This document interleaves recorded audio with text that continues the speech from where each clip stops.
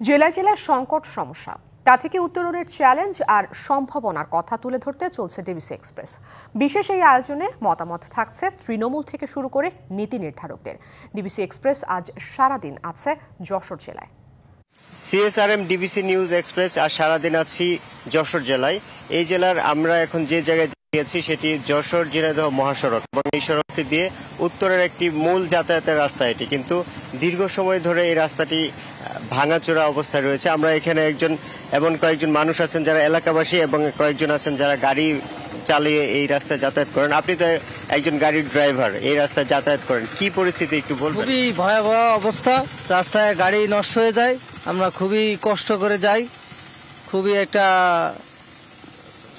ঝামেলা একটাই আছি।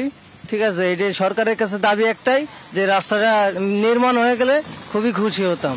এমনি দিনের বেলা তো তাও যান, রাতের বেলা বা বৃষ্টি হলে কি পরিস্থিতি হয়? বৃষ্টি হলে তো আরো ভয়াবহ অবস্থা হয়ে যায়, পানি জমে যায়, রাস্তায় খুবই অবস্থা, স্লিপ কাটে, ব্রেক মারলে খুবই একটু ঝামেলার মধ্যে।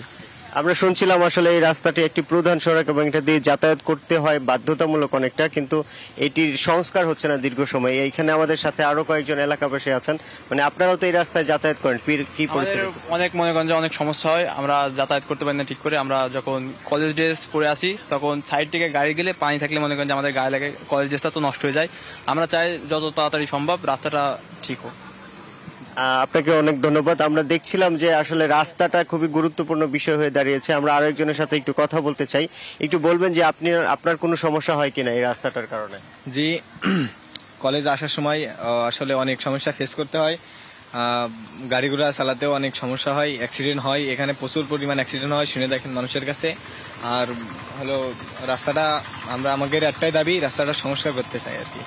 আপনাকে অসংখ্য ধন্যবাদ। আমরা দেখছিলাম আসলে এটি রাস্তাটি হওয়াটা অত্যন্ত জরুরি একটা বিষয়, কিন্তু আমরা যতটুকু জানতে পেরেছি যে সরকার পরিবর্তনের পর এই রাস্তার কাজটি যতটুকুই হচ্ছিল 4 লেনের কাজ, সেটিও আবার বন্ধ হয়ে গেছে।